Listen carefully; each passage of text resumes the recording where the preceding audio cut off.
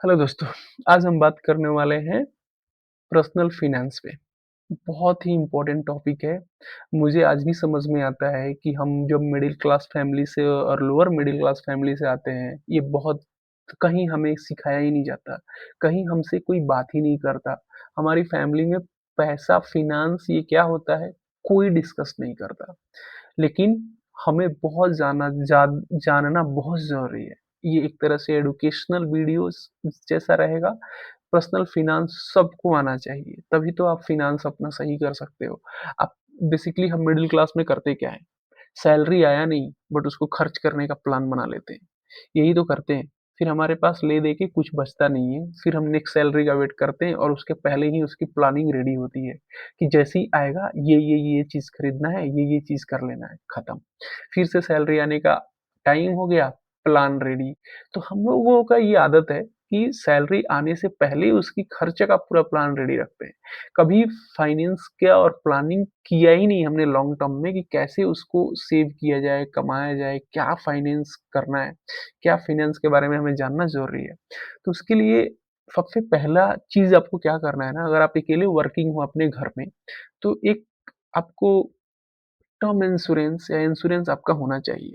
In case आपको कुछ हुआ तो कौन देखेगा आपकी फैमिली को?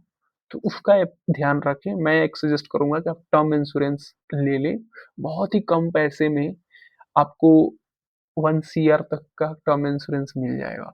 तो वो एक आप मेक श्योर करें कि आपके पास एक अच्छा इंश्योरेंस हो, जो कि आपके in case of unfortunate thing होने पे आपकी फैमिली के पास इतना मनी हो कि अपने आप को सही से रख सके। दूसरा, मेडिकल इंश्योरेंस अगर आपके पास है तो बहुत बढ़िया है, अगर नहीं है पूरी फैमिली का होना चाहिए। अगर है तो बहुत बढ़िया, नहीं है तो प्लीज़ ले लीजिए।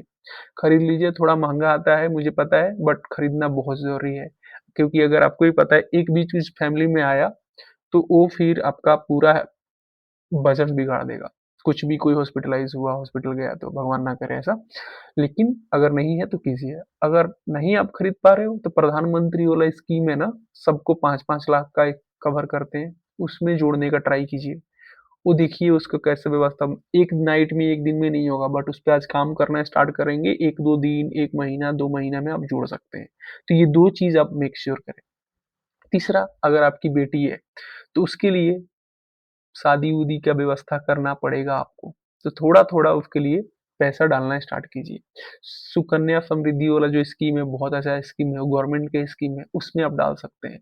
या फिर अगर आपका 7 8 साल, 10 साल का प्लान है, म्यूचुअल फंड्स भी बहुत सेव वाला म्यूचुअल फंड्स होते हैं, जिसमें आप जा सकते हैं और चूज़ कीजिए। बच्चों का पढ़ाई क्या है, उसके लिए भी थोड़ा-थोड़ा आपको पैसा जोड़ना पड़ेगा। तो यही सब तो है पर्सनल फाइनेंस। आपके पर्सनल चीज़ों को फाइनेंस करना है, ध्यान रखना है कि कैसे उसको सही करना है। तो ये ध्यान आप नहीं रखोगे तो कौन रखेगा? आज आप एकदम टर्म टू टर्म चल रहे हो कि सैलरी आने से पहले खर्चा, तो भैया कल का जो खर्चा आएगा वो कहाँ जाएगा फिर? कहाँ से वो कौन लेके पैसा आएगा? तो आपको ही प्लानिंग करना पड़ेगा। छोटी-छोटी बेबी स्टेप अगर आप लेंगे आज से, तो चीज़ें आपकी मुश्किल नहीं होगी। तो उसपे आप काम करना स्टार्ट कीजिए और उसपे धीरे-धीरे करके एक-एक बेबी स्टेप लीजिए। छोटी-छोटी एसआईपी में पैसे को बनाइए, एक मेरी बेटी की शादी के लिए, एक पढ़ाई के लिए, ये एक मेरा रिटायरमेंट के लिए, यही सब होता है पर्सनल फाइनेंस। और इसके बाद बारे में अपने बच्चों से बात करें, पैसे के बारे में फैमिली से बात करें। जितना लोगों से बात करेंगे फैमिली में सब एडुकेटेड होंगे। जो बड़े लोग होते हैं वो हमेशा पैसे की बात करते हैं।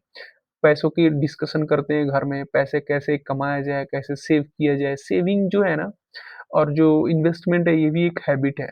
बाकी जगह ज बाकी का आप जैसे प्लान कर लेते हो सैलरी आने से पहले कि कैसे खर्च करना है, वैसे ही एक प्लान ये भी होना चाहिए कि सैलरी आने से पहले ये भी प्लान करें कि कैसे उसको सेव करके इन्वेस्ट करें।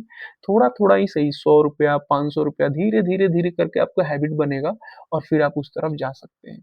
आप इसका ट्राई कीजिए, आपको मज़ा आएगा। Thank you very much. ऐसे-ऐसे मैं वीडियो लेके आता रहूँगा। आपको वीडियो पसंद आ रहा है, तो आप लाइक और सब्सक्राइब कर दीजिए, जो कि हमें मोटिवेट करता है ऐसे वीडियो लाने के लिए। Thank you.